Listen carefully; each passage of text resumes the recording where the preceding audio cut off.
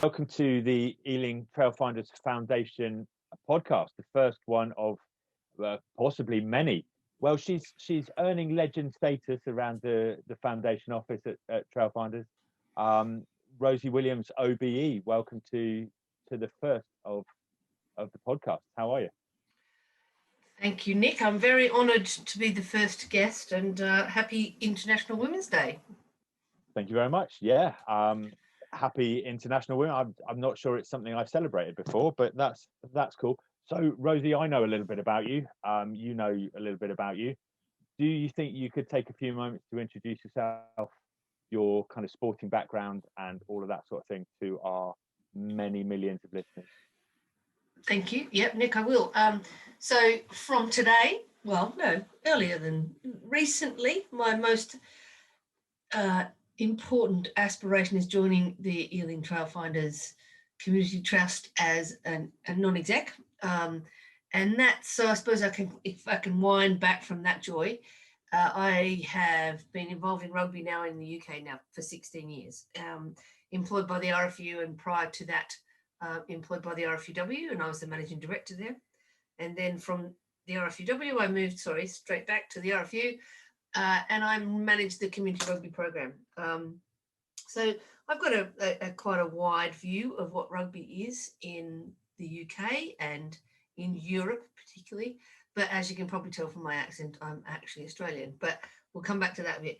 So I went out, I came out of rugby for a little while. I've got my own consultancy business, leadership consultancy business, and I was approached by Ben and the team to help them model and have a really good overview of what their women's program at Ealing could possibly be.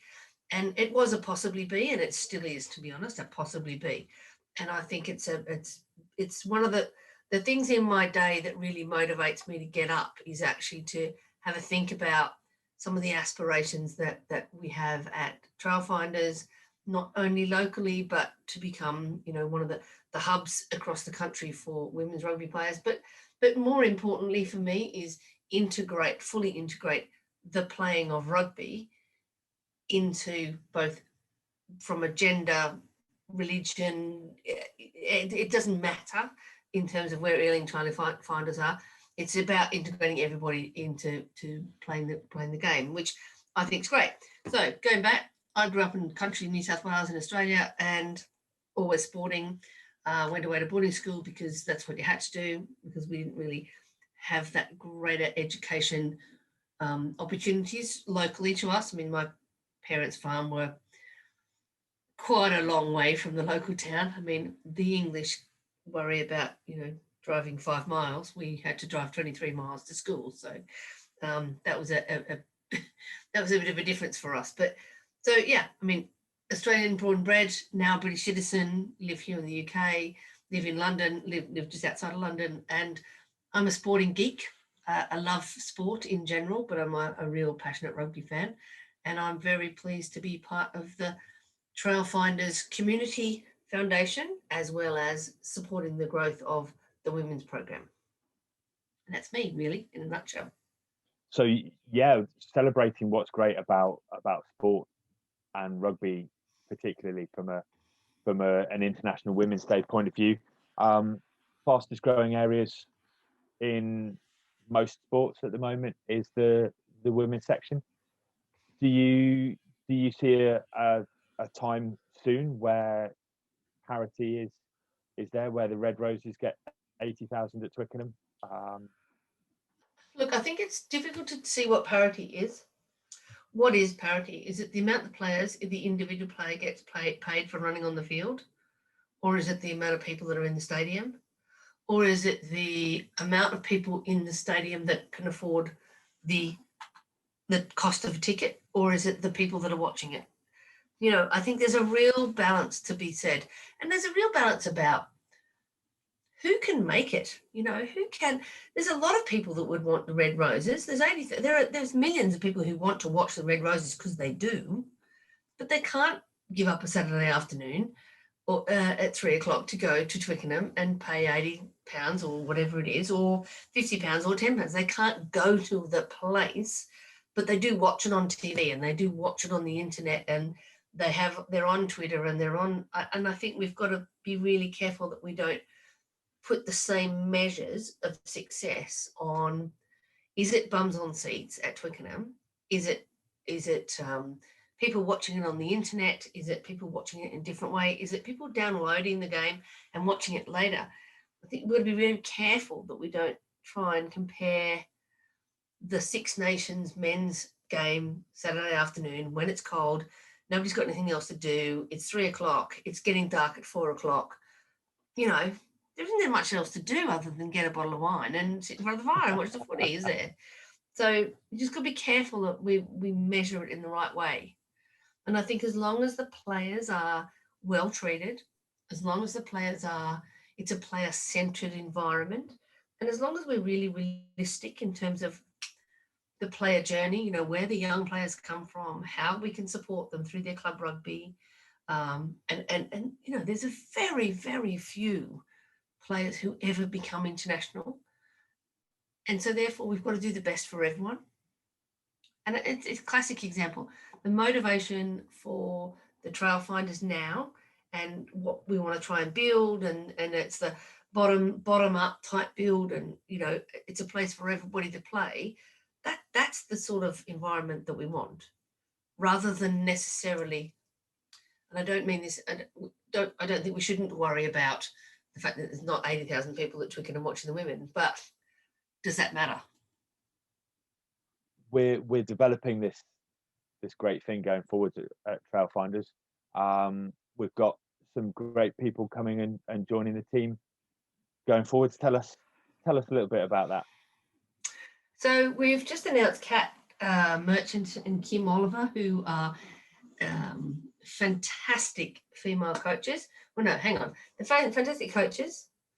They happen to be female and they happen to have played for England before. Both of them bring really great, different, but very different approaches. Not to the philosophy is similar: hard work, execution, try really hard, and that's that underlying the underlying principle that they want. So they're going to be coming in to pretty well deal with the relationship that we have now with Brunel and then with Henley College. And we're just starting to build from the bottom. We need to bring a group of players who are talented or not. We are going to be catering for all of the people, all of the women in Henley who are at Henley and Brunel first. And we're going to be building some good teams. We're going to be building some great philosophy about athlete development, about physical literacy, about people changing from sport to sport. I mean, I know when I started to play rugby, I was 26, and if my first experience of rugby wasn't I had one training session and then my first game was in the second row. You can imagine, not a great feeling that. But we're going to make sure that people, the women who turn up have got great experience, but also we want to make sure that everybody has a go and has the ability to have a go. So there's going to be one-on-one sessions. There's going to be physical literacy work. There's going to be making people be able to run better and catch better, not just within rugby context, but just do that, to be able to do that physically. So we're hoping that a whole pile of women are going to come along and join us, both at the club, but also primarily at the moment within Henley and at Brunel. So that's what Kat and Kim are going to be doing. They're going to be working with the guys, but working across your community department, helping you guys out, but also working with Ben and the first team and the academy teams and stuff, and just bringing a bit of a different view. And they're excellent coaches. They are going to be world-class coaches. So yeah, they've got some great stuff to offer, and a different view. It's just different. I mean, for me, equity isn't about gender or race or religion. It's just about having a different way of thinking. And if we can get as many different ways of thinking, and then you've got good leadership, which is what Ben gives everything, good leadership will actually bring all those different thoughts into a way to go ahead. And I think that's really exciting times. Yeah, it's so exciting just to think that I'm almost going to be a fly on the wall while this happens, and like you say, great coaches like him Yeah, you won't be fine. You guys won't be fine at all. You guys are the arm of out there into the community, No, and what's really can't be a fly important. wearing an orange top. No, and what's really important is that you're going to be the advocates for our story, and the story is come along. It doesn't matter if you can't catch and pass. We'll find somewhere for you, and we'll teach you to catch and pass. And if you can't, and if the aspirations of the club, go to premiership for the men and premiership for the women or whatever it is, there's always going to be an attachment to Trailfinders. And whether you continue to play your week in, week out rugby, we will make sure that you get to play your week in, week out rugby at a club that will be able to service your needs and your skills. And, a lot of this isn't about skills and needs. It's about how far you can travel on a Thursday night, how far you want to go on the bus, wet and cold on a Friday, how far you can drive home on a Saturday. It's more physical than actually just being the best place to go and play the best quality rugby. Yeah, 100%. The practicalities. You touched on it a little bit there, Rosie, about what you see the future looking like. But I'm going to try and pin you down to that. Where do you see this Trailfinders journey in 3, maybe 5, maybe 10 years? What are your hopes and what are your aspirations? I mean, we'd be mad not to aspire to try and have a team in the premiership, in the best level of the women's premiership. I think it's a very difficult ask. I think it's something that we have to wait for to be invited to be able to even think about putting some sort of application in. I think for me, I'd like 5 or 6. I'd like Kat and Kim to be able to say that actually they've developed 5 or 6 players through the system, through Henley and Brunel and into the Trailfinders that play in the premiership maybe somewhere. They may play for Wasps or they may play for Saracens or whatever, but and they may play for England, and that's a great aspiration for us. I think we as a club want to make sure that we are doing the best we can in terms of putting a team out in the field. But I think there's a lot of clubs in the world that want to do that.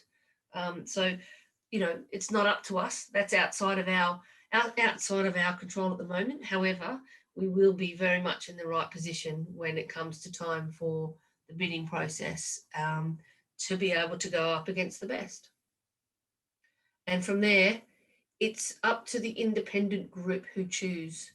And that, it's a tough ask to choose who goes in and out of any premiership or any elite program, because there's a lot of different parameters that you've got to set. There's a lot of geography. You've got to, I wouldn't want to be choosing who was going to be the best, but we'll be there. That's great. Exciting to be the best. Whether other people choose us or not, we can only be the best we can be, right? Yeah, and we've got to be athlete-centered. We've got to be conscious of being the right. Moral is not the right word, but I don't know the right word. We've got to be good. We've got to be good to people, and we've got to be kind-hearted, and we've got to understand where people come from. But we will also be very hard-nosed, and we will be expecting the best from the players that want to become part of our system and our program, because you don't get to be the best without being the best.